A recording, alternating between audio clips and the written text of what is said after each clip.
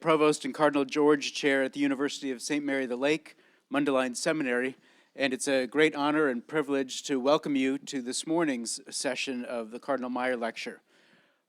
With us again, we have Dr. Hosffman Ospino from Boston College, who will be giving us additional remarks to what he gave last night. Then we'll take some questions and answers, and then we'll have a short break around 10 o'clock or so. And then we'll come back and we'll have two faculty respondents, and we'll have some Q&A at that point as well. So with that, I want to welcome again to the podium, Dr. Ospino.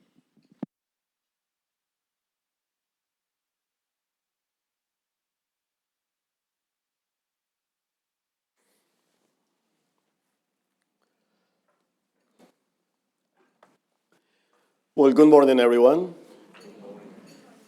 Well, I hope you all had a great rest last night. And so let's continue our conversation, following on last night's footsteps. So last night, in this Meyer lecture, we began a reflection on wisdom, theological, ministerial wisdom, from Latin America in terms of our understanding, ecclesiological understanding. What can we learn from Latin America, from Latin American Catholicism, and how Latin American Catholicism is providing a model of ecclesial reflection that can enrich not only the United States of America, but also the world. Today, we are gonna move north, okay? So we're gonna focus primarily on the experience of Hispanic Catholics in the United States. So as I mentioned yesterday, about 20 million immigrants from Latin America are living in the United States of America and who are Roman Catholic. Right now, the United States of America, when you look at numbers, just to put things in perspective, there are about 68 to 70 million Roman Catholics. And of those 68 million Roman Catholics, about 32 to 35 million are Hispanic, okay? So almost half of all Catholics in the United States of America are Latinos, Latinas. You live in Chicago, this is not a surprise to you, okay? So in Chicago, half of all Catholics, maybe a little bit more, as a matter of fact, are self-identified as Hispanic. And when you take the Hispanic Catholic population as such, about 50% are foreign-born migrants, and the other 50% are U.S.-born. So it's a fascinating experience, what we're describing. And I wanted to start with an experience that began in 2013 and culminated in 2018 in what is called the 5th National Encuentro of Hispanic, Latino, Latina Ministry. And this particular exercise is going to be the center piece of my presentation today. So it's going to be the case study that I want to share with you in order to go back to the point that I was making last night, ecclesial consciousness. In 2013, the Catholic bishops of the United States of America convened or called what's called the 5th National Encuentro of Hispanic Latino Ministry. By doing so, the bishops of the United States of America were convinced that it was time to return to one of the most fruitful practices of consultation and reflection about what it means to be Catholic in the United States by inviting the Hispanic community once again to reflect on who they are in the context of the U.S. Church, what their needs are, and what their contributions are in order to build Catholic communities in this country. about 300,000 people participated in the process of the fifth Encuentro. It was one of the largest Catholic consultation processes in the history of U.S. Catholicism until that particular point. There was another Encuentro that actually had a larger number of people engaged in the consultation, and that was in 1985, and I will share a little bit more about this. What's so special about this Encuentro? Hundreds, thousands of parishes, as a matter of fact, about 2,500 parishes in the United States of America accepted the invitation to be part of this particular process. People would come together with a series of materials that were produced and approved by the Conference of Catholic Bishops of the United States, and they organized themselves in small communities. As they came together, for 5 weeks straight, people would sit down for about 2 hours every time they met. Some parishes chose to do this every week. Some parishes chose to do this once a month. So they had a choice to do this. But there were 5 sessions. There were five moments. And then people would come together and go through the 5 sessions that were developed in order to think, pray, reflect about what it means to be Hispanic and Catholic in the United States of America. So once people would sit down to do this, they follow a given structure, and after that, in between sessions, they were required to go on a missionary experience. They would choose the missionary experience. So what happened was we invited them, or they were invited, to go and identify someone in a periphery in their own communities or in their own lives. So after they would spend a time in prayer and reflection, then they would go and they would identify someone who was lonely, someone who was hungry, someone who was perhaps in distress, someone who had not come to church in a long while, someone who was struggling in their marriage, maybe a young person struggling with their parents, somebody who had doubts about their faith, somebody who was hungry, somebody who could be sick, or somebody who could be in prison. And listen to the simple instructions that we gave them, in order to do this. As they went out, we asked them to do the following. Approach this person and ask them, how are you doing? How are you doing? Then listen. Then listen. And then tell them, Christ, Jesus loves you.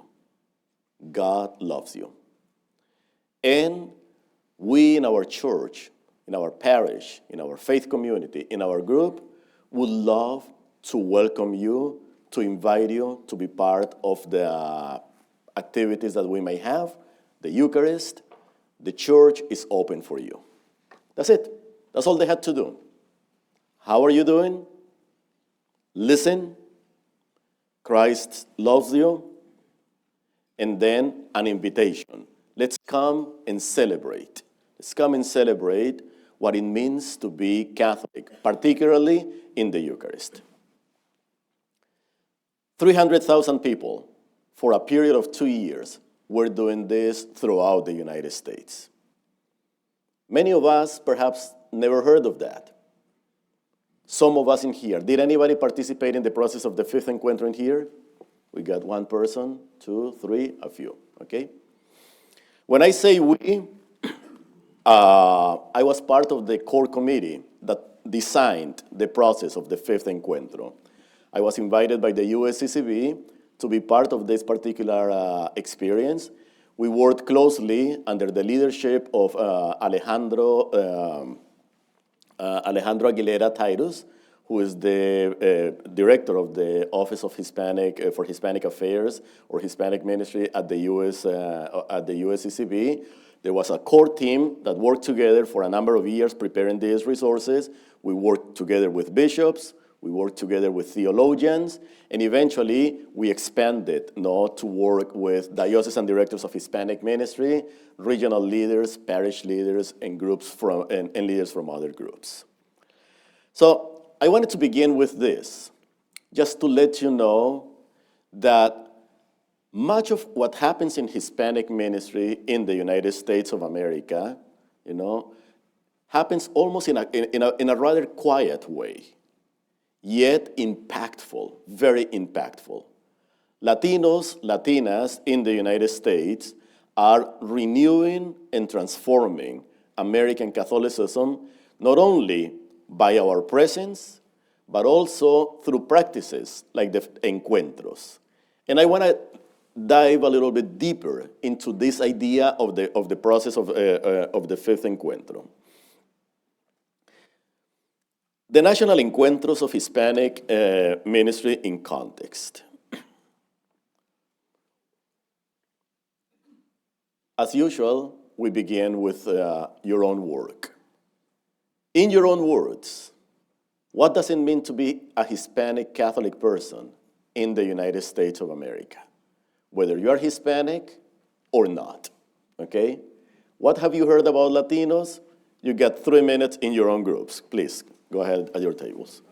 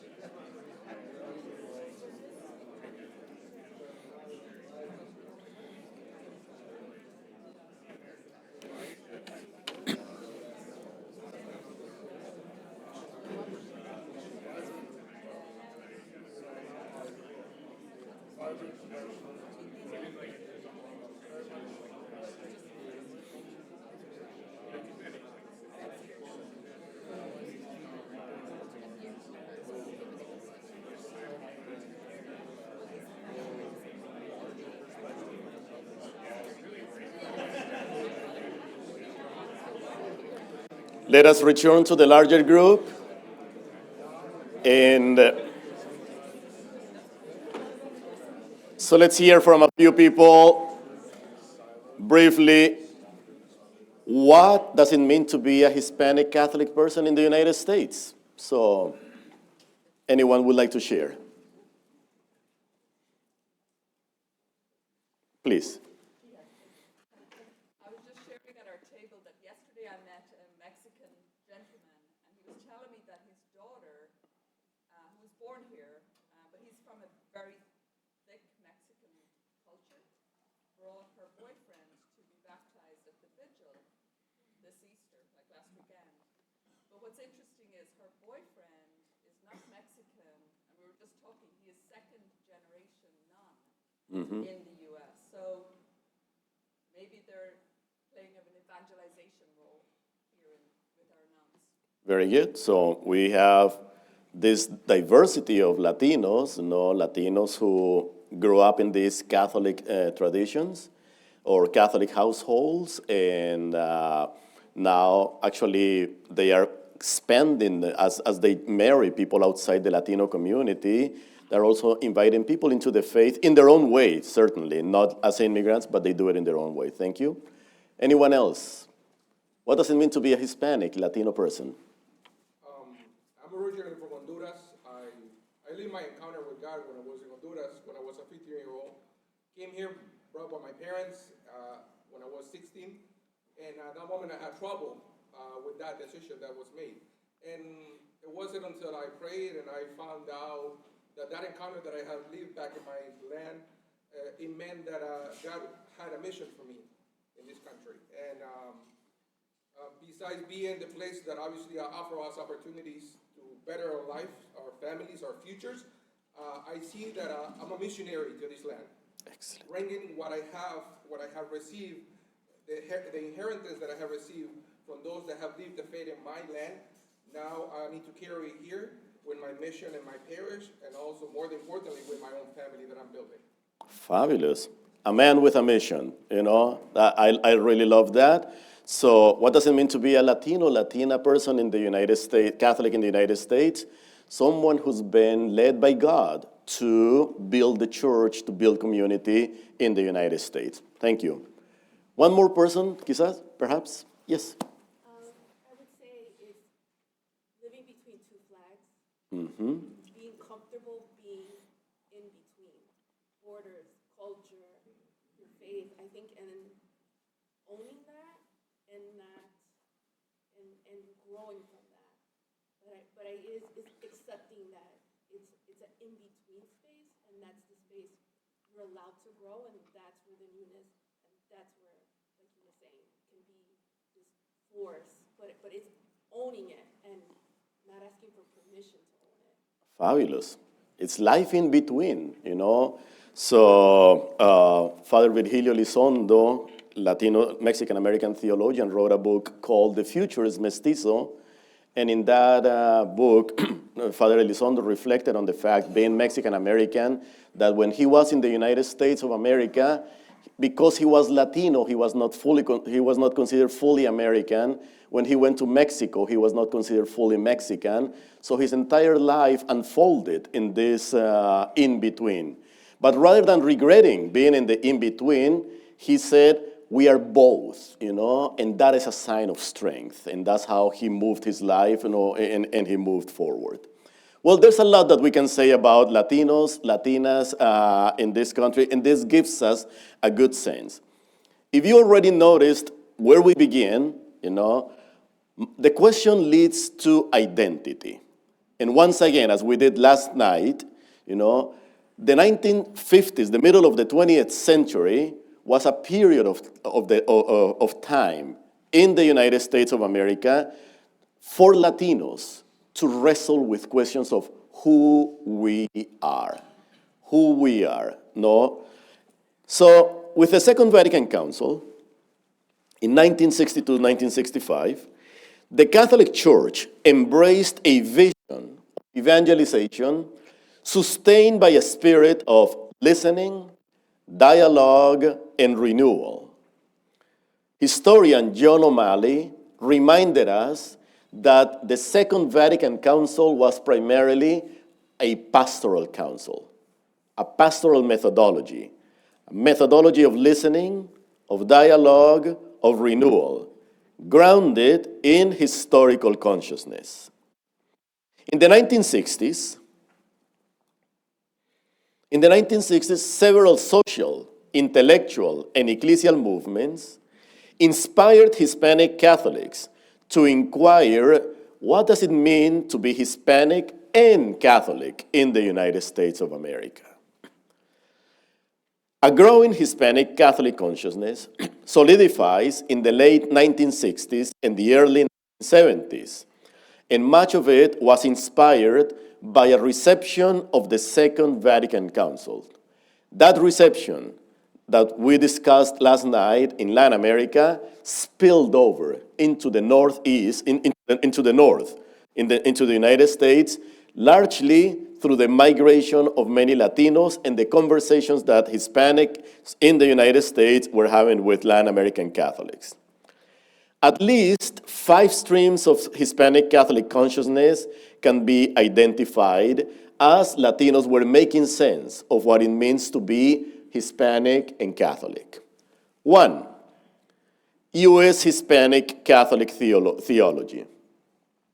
It is in the 1970s when the first Hispanic Catholic theologians start asking, what does it mean for us to theologize as Latinos, Latinas in the United States of America? This is the time when Father Virgilio Elizondo, Father Alan Figueroa Deck, Father Arturo Bañuelas, and a few others began to ask questions. How do we theologize in light of the experience of the Hispanic Catholic community? It is during this time, 1972, when the Archdiocese of San Antonio opens the first center in the United States of America, the Mexican American Cultural Center, MAC, as a center to reflect on what it means to be Hispanic and Catholic. Not one university, not one seminary in the United States until that moment had dared or actually ventured into reflecting about these matters. So Latinos, the Latino experience was not considered a necessary subject for the curriculum in many of these institutions. MAC takes the lead. And not only that, it takes the lead by inviting theologians from Latin America, inviting pastoral leaders and theologians from the United States to come together and learn Spanish and learn about the Hispanic Catholic experience. Even to this day, MAC continues to be one of the most important centers in the United States of America, reflecting about the Hispanic Catholic experience. 2, ecclesial movements. As Latinos, Latinas grow in their communities, movements such as the Catholic Charismatic Renewal and Cursillos de Cristiandad become influential forces, shaping leadership formation and a call to discipleship. Today, about half of vocations to the ordained to the priesthood in the United States of America among Hispanics come from the Catholic Charismatic Renewal, just to give you a sense of the impact of these particular movements. Many leaders throughout the United States of America who are from the Hispanic community have been profoundly influenced and motivated by their belonging, by their pertenencia to Cursillos de Cristiandad. 3, during the 1960s and 70s, we see the rise of what we can call a Hispanic social gospel movement. So Hispanics grow in awareness of the socioeconomic conditions that shape the lives of many of their sisters and brothers in their communities, and they want to do something. We see the rise of a movement among Hispanic priests, most of them born in the United States, born and raised in the United States of America, and a group of sisters, also Latina sisters, also born and raised in the United States of America in the majority. And they formed 2 groups called Padres and Hermanas. So these two groups became closely associated with the Mexican American and the Chicano movement, advocating for social justice, advocating for better treatment of Latinos, Latinas, not only in the church, but also in their society. Many of these groups tilted largely towards more a political movement and social work movement, and eventually they disbanded. Those groups disbanded. But I just want to bring them up to your attention to give you a sense of the energy that was generated at this particular moment. Then we have number 4, we have the consolidation of an official Hispanic ministry ecclesial awareness. In 1945, in the Archdiocese of San Antonio, once again, an office for the Spanish-speaking was created. It was the first such office in the entire country addressing the needs of Hispanic Catholics. Remember that the term Hispanic was not used in the United States of America until the 1970s. And it was used by the U.S. government, and eventually the church implemented it as well in order to define this particular ministry. But that office that was created in 1945 eventually moved to an office, became an office at the USCCB, as the Secretariat for Hispanic Affairs in the early 1970s.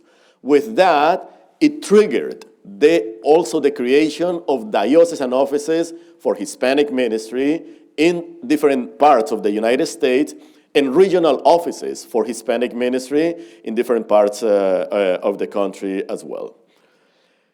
It is also during this time that during this period that for the first time the Catholic Church in the United States of America consecrates a U.S.-born Hispanic bishop, Bishop Patricio Flores, in 1970.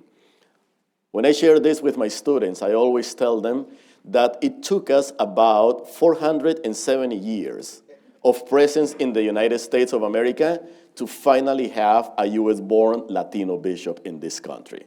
So that gives you a good sense of the struggle of the Latino community to be affirmed, to be recognized and affirmed. So he becomes the first U.S.-born Hispanic bishop, Mexican-American, and eventually he will be leading the Archdiocese of San Antonio for many years. Finally, we have the Encuentros. The Encuentros, similar to those Encuentros in Latin America, are more than events, are part of a movement.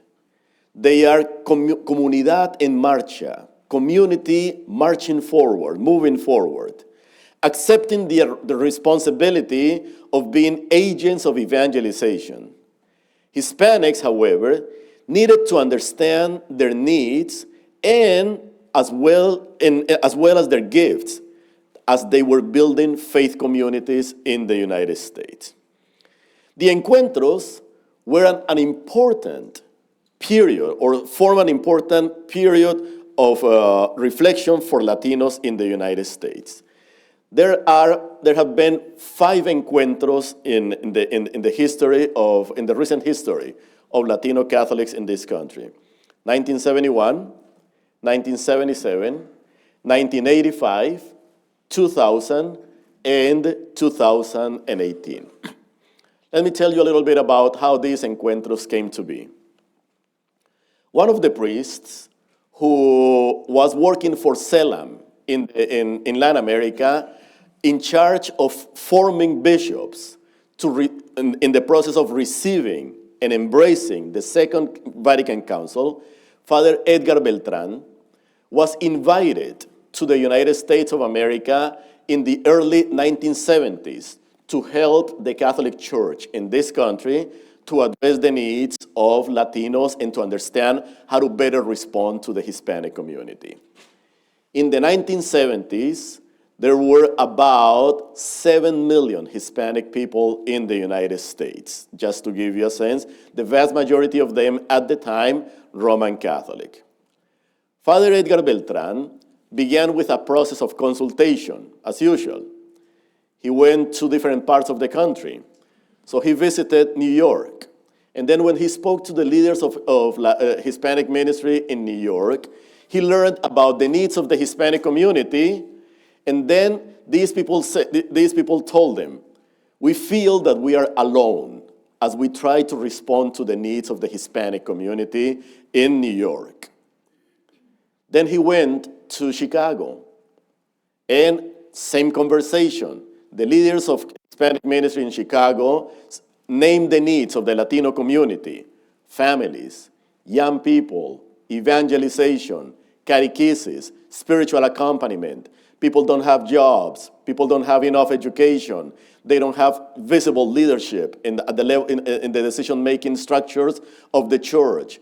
People are struggling with poverty. Many of them do not know enough English to get by, and on and on and on. And many of the struggles that you will hear today were named. And then these people told Father Beltran, we feel isolated because we don't know how to manage all these realities and how to strategize. He went to Los Angeles. He went to Houston. He went to Miami. He went to San Francisco. And he visited most of the major cities where there were large concentrations of Hispanic Catholics. And they all told him the same thing. We got different needs, and we feel isolated. Father Beltran asked the following question. Have you guys from New York ever talked to the guys in Chicago? Have you people in Chicago ever talked to the people in Los Angeles? Have you people from Los Angeles ever talked to the people in San Antonio? Have you people from San Antonio ever talked to the people in Miami? Have you guys from Miami ever talked to the people in Washington? And the answer was, no, we haven't done that. And that's how the first Encuentro emerges.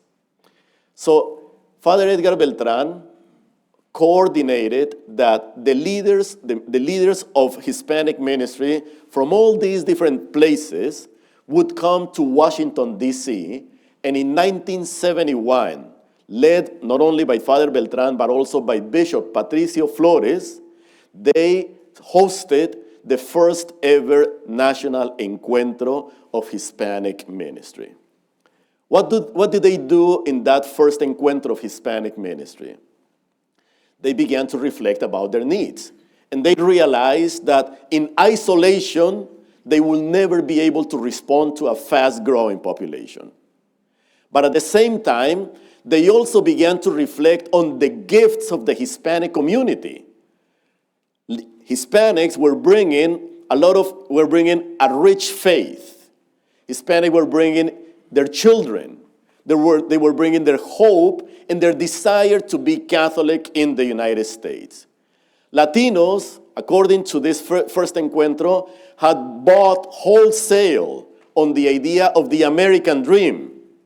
But for many of them, the American dream was being denied because they could not study, because they could not find high-paying jobs, because many of them were not welcomed or were rejected in many parts, not only of society, but also of the church.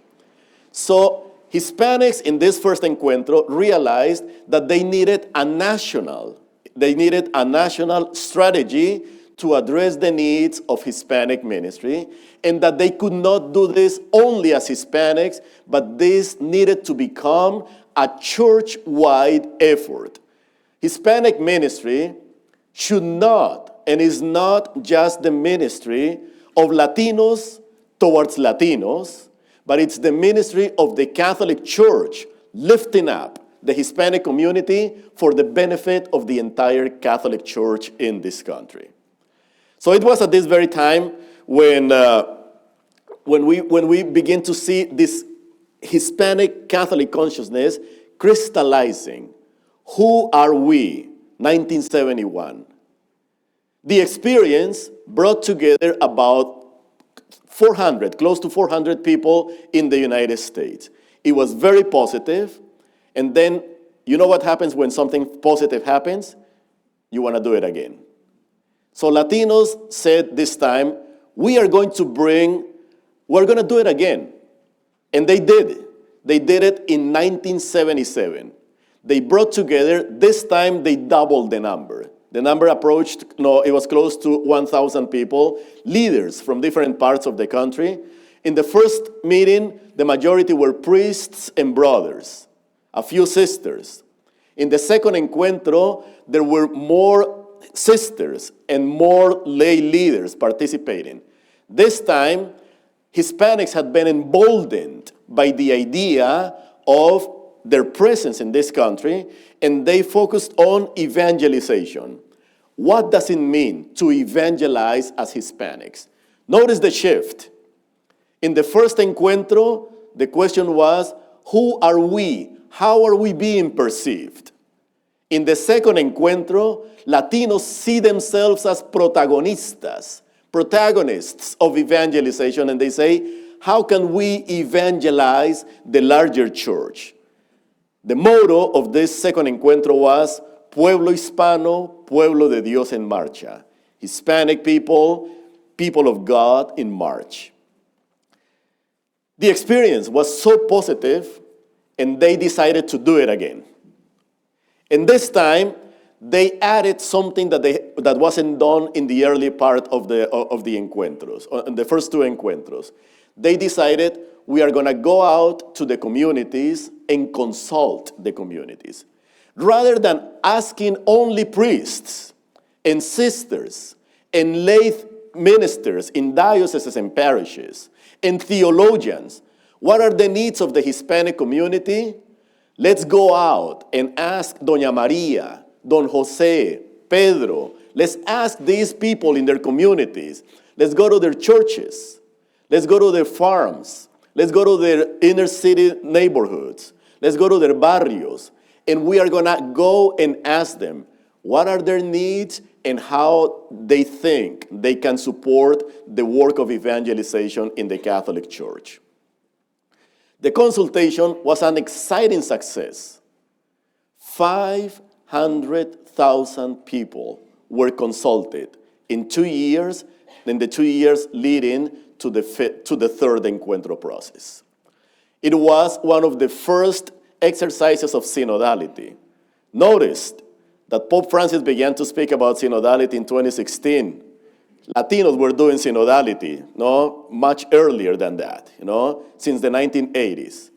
Because this idea of synodality, is new to many of us in our consciousness vis-a-vis the name.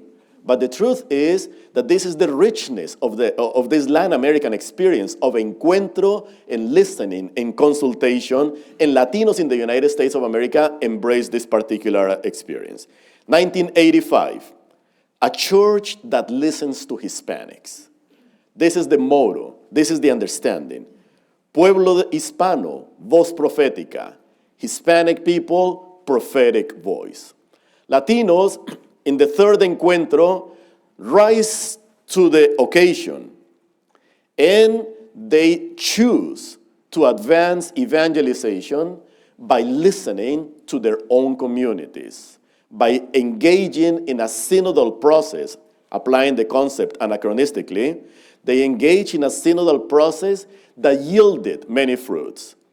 After the third Encuentro, in 1985, 2 years later, the Bishop of the United States of America approved the first ever pastoral plan for the entire Catholic Church, and that was focused on Hispanic ministry. The first pastoral plan that the church approves for the entire country, for the church in the entire country, and it was the pastoral plan for Hispanic ministry. So it was a major step in the awareness that the Latino community was growing. Of course, Latinos were excited about this, and after 1985, they wanted to do it again.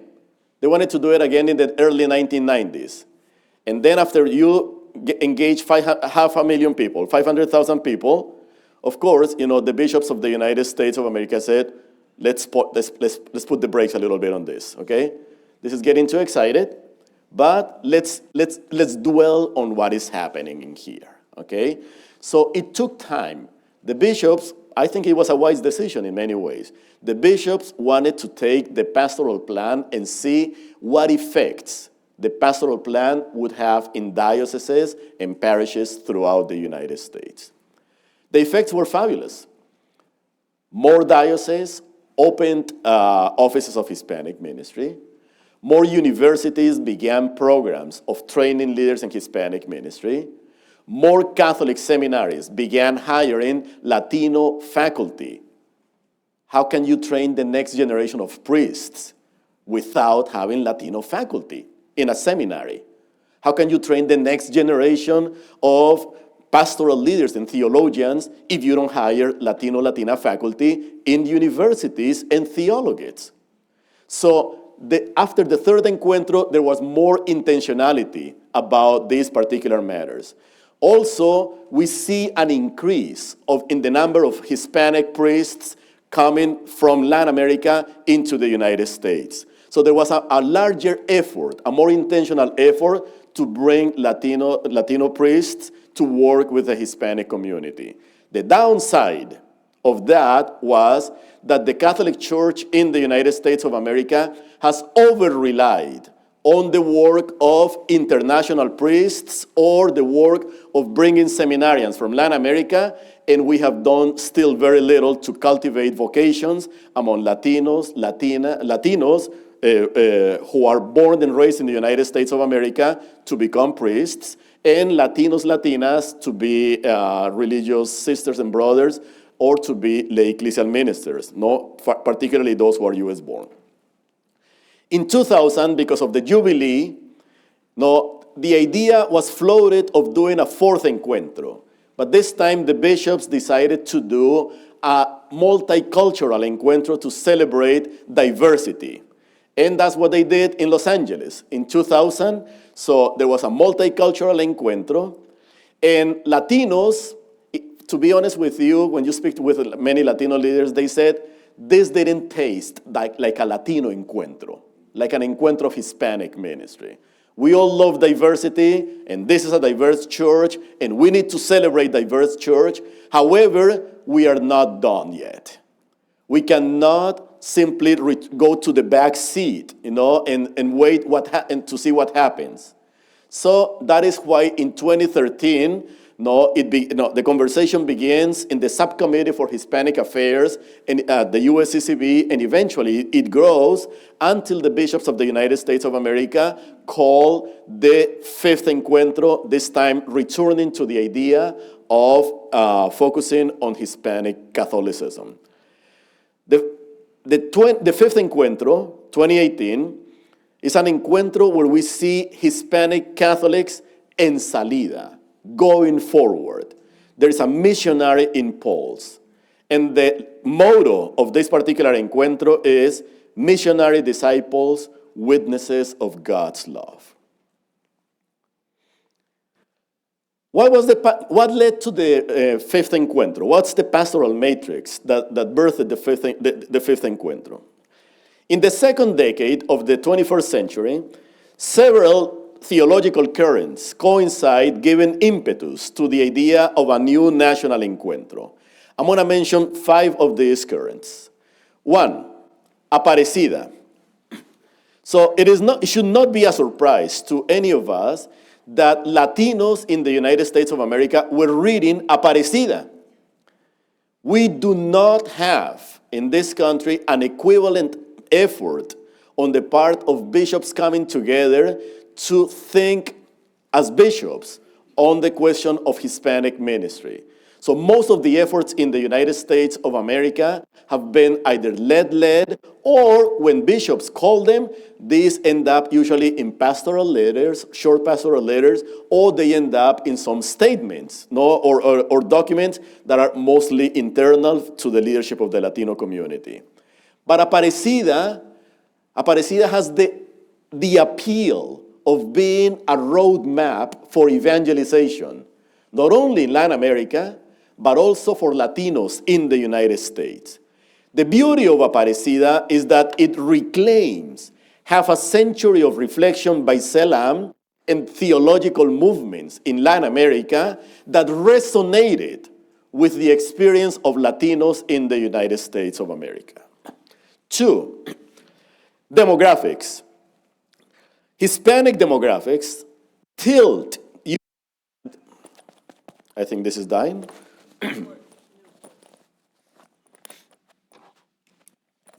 The Hispanic demographics. So, Hispanic demographics tilt the U.S. Catholic ecclesial self-understanding in the second part of the 21st century. Sorry, in the second decade of the 21st century. Hispanics are the clear numeric majority among Catholics in the South and the West of the United States, as well as the largest urban areas of the country. Hispanics are half or more of the entire Catholic population in the Archdiocese of New York, in the Archdiocese of Chicago, not to mention Miami, not to mention Houston, San Antonio, and Los Angeles, and a few other large cities. In 2015, something happens. The Catholic population in the United States of America, for the first time, tilts towards the South and the West in its majority. That was a very important, transition. Until 2015, most Catholics in the United States of America had resided in the Northeast and the Midwest. As of 2015, most Catholics live in the South and the West, largely because of the Hispanic community. So that changes the Catholic imagination, the Catholic imaginary. Most seats of decision-making in the Catholic Church in this country until now have been established or were established in the Northeast and the Midwest. But in the second part of the second decade of the 21st century, we begin to see more cardinals, for instance, and more organizations establishing their headquarters in the South and the West. 3, Pope Francis, the first Latin American Pope, and not only he's perceived as, or he's known as the first Latin American Pope, but Latinos in the United States of America perceive him as the first Latino Pope in the history in the history of the Catholic Church. And the influence of the joy of the gospel prepares much of what's happening for the fifth Encuentro. 4, theological conversations about synodality. Synodality emerges as a natural way of being church for most Hispanic Catholics, particularly those migrating from Latin America and the Caribbean, and those involved in the movements such as the Encuentros. Most Latinos who participated in the fifth National Encuentro were Latinos who had had some Latin American experience of dialogue, listening, and engagement, as we said earlier. Finally, Hispanics are spoken about by the bishops of the United States of America as a sign of hope amidst increasing secularization, Catholic defection, pluralism, and polarization, okay? Not that Latinos are immune to any of these dynamics. And last night, we actually had an excellent question precisely about this. Yes, many young Latinos, and many Latinos in general, are defecting as well and are becoming secularized, okay? Keep in mind that most Latinos, as a matter of fact, let me give you a number. It is estimated that between 16 and 20 million Hispanics in the United States of America has stopped self-identifying as Catholic in the last 2 or 3 decades, okay? That's almost 20 million people. And most of them do not become evangelical or Pentecostal. The vast majority of them become simply secularized, okay? So that is one of the biggest challenges that we have for evangelization today. So nonetheless, the Hispanic presence is considered a sign of hope. And the presence of Latinos is a sign of hope largely because of the young presence, the young population.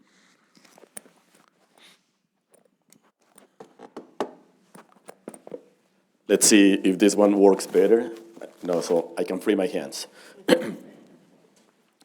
The young population, median age of Hispanics in the United States of America, 29, okay?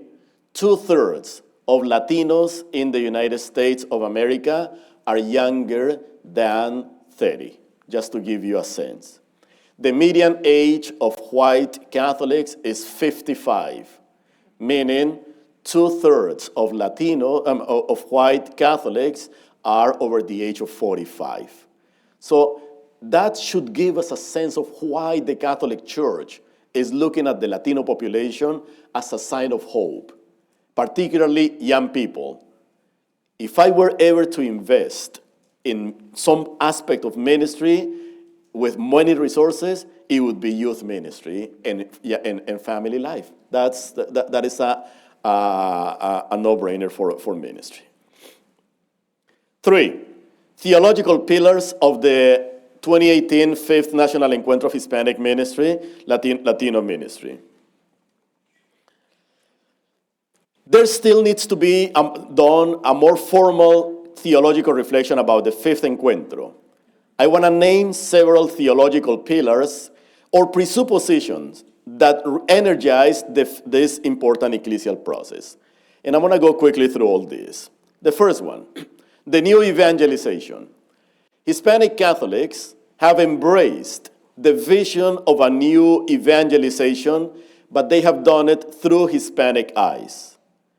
Presence, practice, reflection.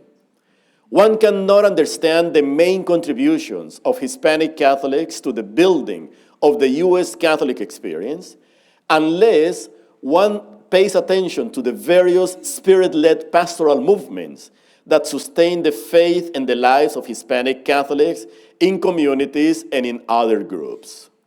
2, Hispanic Catholics, as part of the process of the 5th Encuentro, reclaimed the pastoral circle, particularly the use of the method See, Judge, Act. This method of pastoral reflection and pastoral action has permeated the pastoral vision of Hispanic Catholics for many decades. The 5th Encuentro embraced See, Judge, Act to prepare and empower missionary disciples, lay and ordained, with a sense of pastoral subsidiarity. The 5th Encuentro told Latino Catholics, go into the margins and peripheries of church and society. Learn what's going on. Engage the people. The 5th Encuentro grounded pastoral action in a deep sense of baptismal vocation. 3, missionary consciousness. The 5th Encuentro was one of the most explicit expressions of the vision that Aparecida provided for the church in the continent. The church must be in a permanent state of mission. The 5th Encuentro embraced Aparecida's calls and the response of the institutional church in Latin America and the Caribbean to be in a church in a permanent state of mission. All aspects of the life of the church are to be read through the prism of missionary activity. And this is how the Encuentro continues to inform Hispanic ministry in the United States.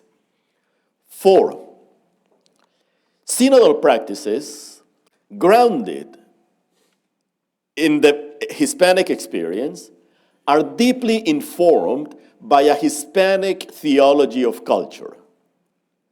Hispanics understand ourselves as being heirs of many cultural traditions that shape our identities. Hispanic, and when we say Hispanic, we mean Hispanic traditions, many Hispanic experiences. One thing is to be a Mexican, person, another one is to be Peruvian, another one is to be Argentinian, another one is to be Dominican. So Hispanic identities, Afro-Caribbean identities, indigenous identities, European identities, North American identities, all coinciding in our lives, our bodies, our language, and our faith experience. As the gospel takes life in each of these cultures, it becomes a mediation of God's truth in the context of those same cultures. In a spirit of synodality, we are called from the perspective and the particularity of our cultures to walk together and listen to one another. And thus, Hispanic Catholics model a synodal approach that starts by listening to our own communities in light of their own experiences. And in turn, Hispanic Catholics emerge as a community that listens and teaches others to listen attentively to how the Spirit moves in a culturally diverse church. And 5, young Hispanic Catholics. Young Hispanic Catholics, in the context of the fifth Encuentro, are seen and are invited to embrace their identity as subjects and agents of evangelization. If any of you had been at the conversations of the fifth Encuentro, and when you look at the documents emerging from this, that was one of the central calls or the central reflections in this particular process. At the heart of the fifth Encuentro's theological vision and practice is a preferential option for young Hispanics, for Hispanic youth. Hispanic youth are the new generation that embodies U.S. Catholicism today and tomorrow. 60% of all Catholics in the United States of America, younger than 18, are Hispanic. So let's not lose sight of this dynamic. Young Hispanics are gente puente, bridge people amidst diversity and generational differences. Most of them are bilingual and bicultural. They understand the U.S. reality, they understand elements of the Latin American reality. They also understand religiosity as experienced, both in North America and in parts of Latin America. 3, young Hispanics are navigators of the new worlds reshaping our understanding of the human experience, especially the digital world. And they are witnesses of Jesus Christ in the here and now of our historical experience. The method of the fifth Encuentro.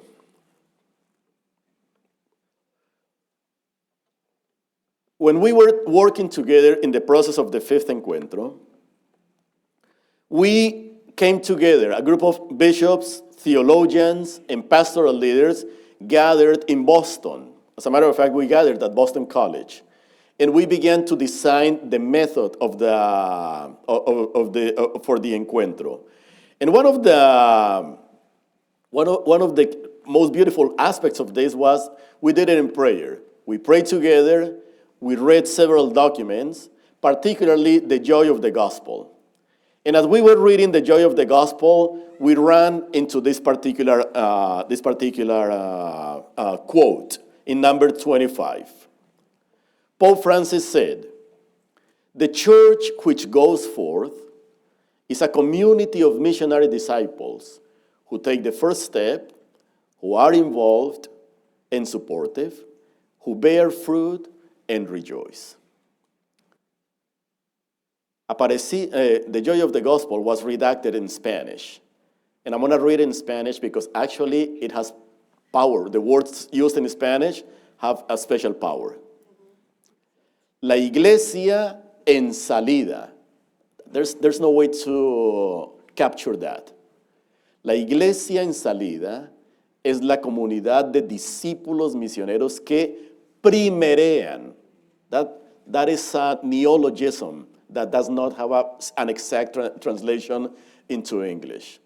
To be the first, no This is not just to take the lead, but to be the first of the first. Primerear. You don't wait. Que se involucran, que acompañan, que fructifican, and festejar. There is the concept of fiesta that the word rejoice doesn't capture. Okay? So I would invite you to read this particular line always in both languages and pay attention to the intentionality of the language in Spanish. Primerean, involucran, acompañan, fructifican, and festejan. Well, guess what? That became the method of the fifth encuentro. That's exactly the method. So the method that guided the fifth encuentro has 5 moments. And remember the small vignette that I shared with you, the small story about the people in the communities? That's exactly what guided them. These are the instructions that we told them. Primereen, don't wait. Take the first step. That's what the fifth encuentro is all about. You go out into your communities, into your families. Take the first step, get involved. And getting involved is not just bringing doctrine or just imposing practices. Getting involved is ask people, how are you doing? How are you doing? Become present to them. Accompany. Bear fruit. Rejoice. Celebrate. The simplicity of the method enshrines its own magnitude. It is a profoundly ecclesial method. We're not the first ones to do this. We will not be the last.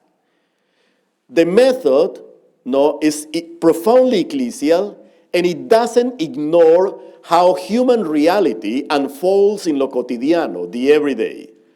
It is a traditional method insofar as it reflects millennia of evangelizing efforts, but it emerges as a novel and revolutionary in a church that often appears more concerned about centralizing, waiting, and often unable to risk for the sake of the gospel while protecting any given status quo perceived as safe.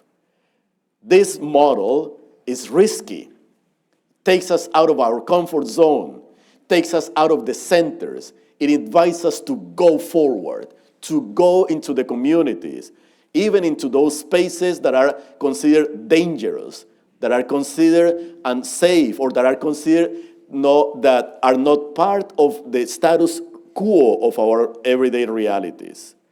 In many ways, the fifth encuentro's pastoral theological method becomes a corrective. It is a corrective to some temptations that often emerge in certain U.S. Catholic corners.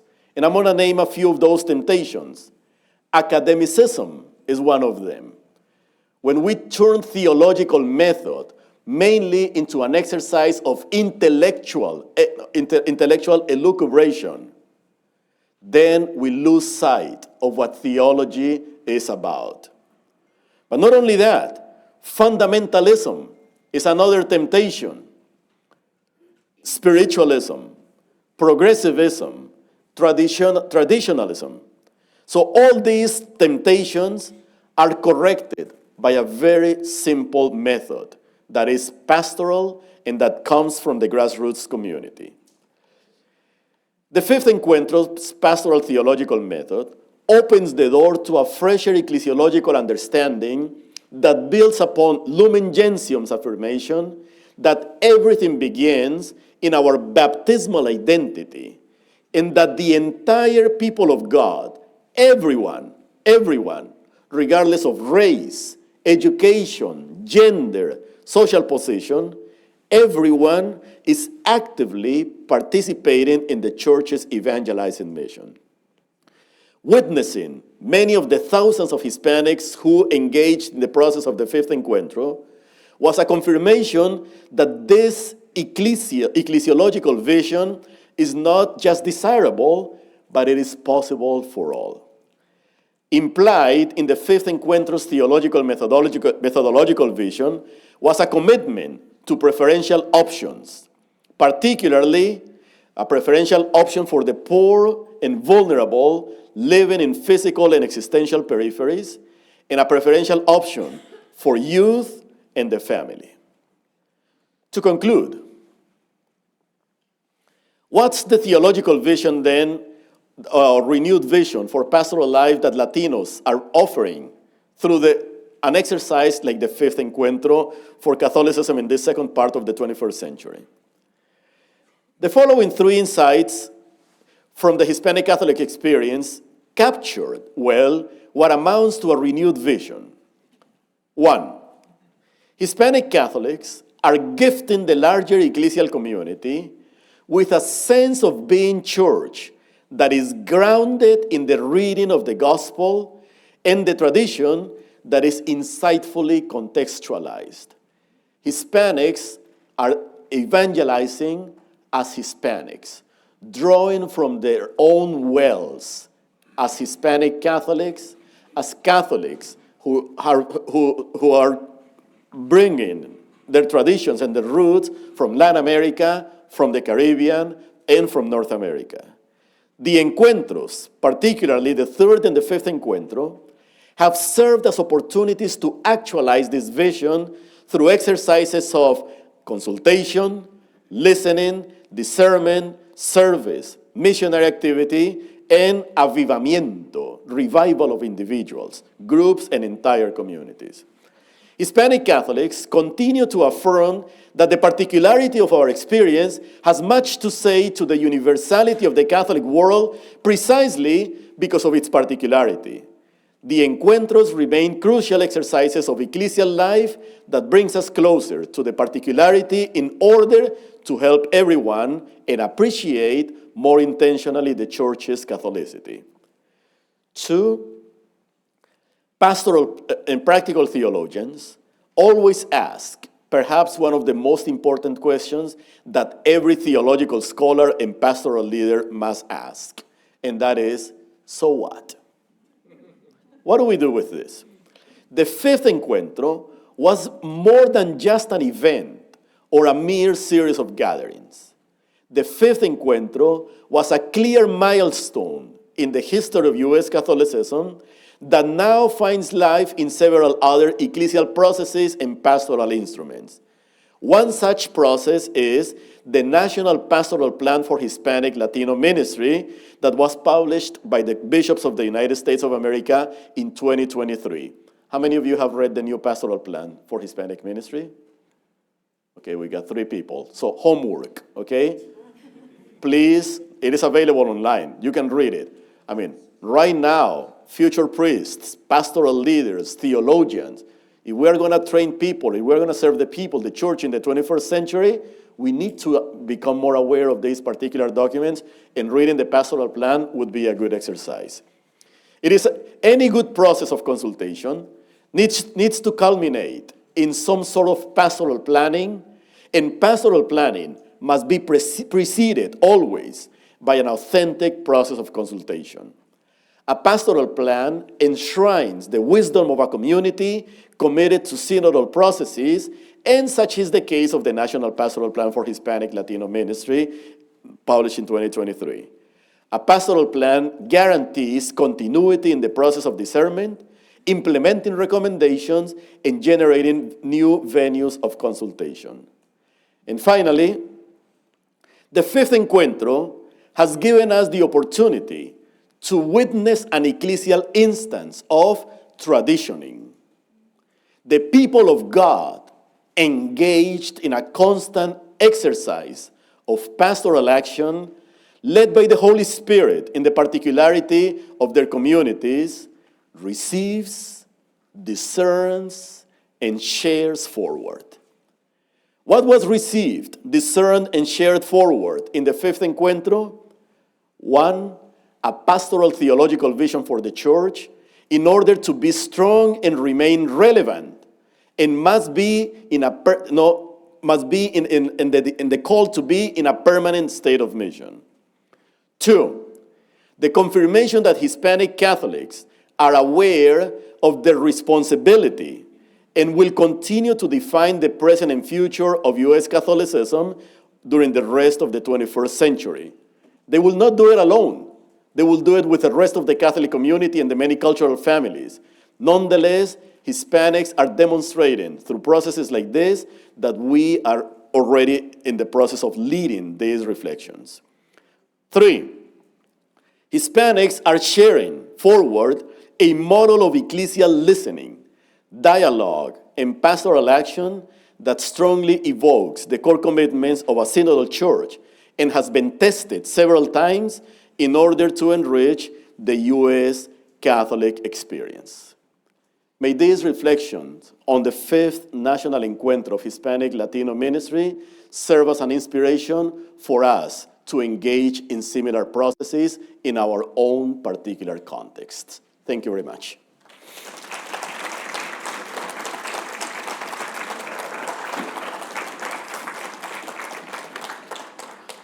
Well, as I look at the clock, I just noticed that I got too excited and spoke much longer than I was supposed to speak, but that's okay. So what we're gonna do is we're gonna take a break, and then we'll come back for the 2 responses, and then we'll open it up for questions and comments for all of you. So how long, Brian? Maybe about 5 or 6 minutes. Okay, so 6 minutes, okay, exactly so.